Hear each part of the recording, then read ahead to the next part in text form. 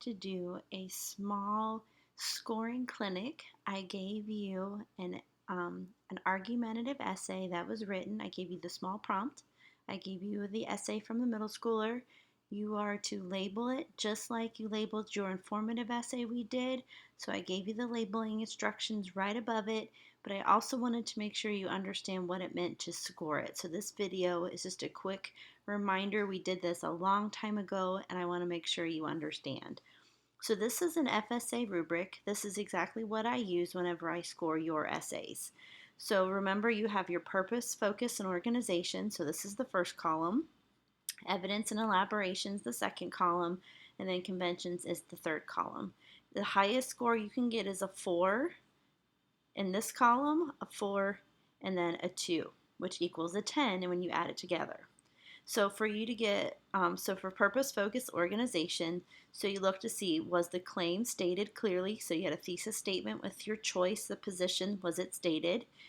Okay, you look to see if everything was focused, was it organized, there wasn't anything loose, extra that didn't belong there, they had good transitions, it was logical in the way that it progressed, it was formal, no I's, me's, and my opinions, those types of things. If it was really well put together, then you would do a 4. If it was pretty put together, not too shabby, looking pretty good, you would do a 3.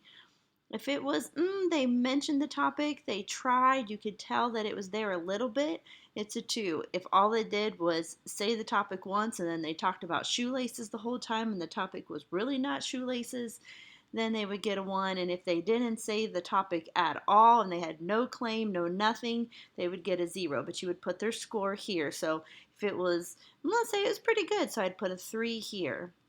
Then I would look at after reading their essay, look for evidence and elaboration. So you're looking, is it smooth? Is the evidence, does it have sources, titles of articles?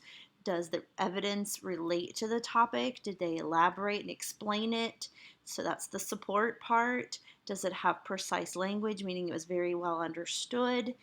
Everything is specific and related to the content, different types of sentences, that type of thing.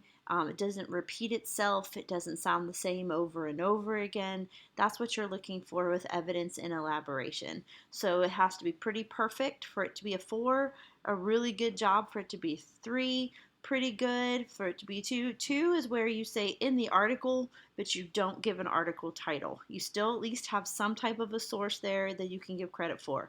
If they have absolutely no relevance to a source at all, they don't even say in the source or in the text, you can't get higher than a 1 in that category. If they do not have a counterclaim or a claim, and they can't even get higher than a 1 in this first column. Remember, you have to look for that counterclaim. You have to have those 5 paragraphs. All of that is a part of purpose, focus, and organization. Sorry, I needed to go back to that.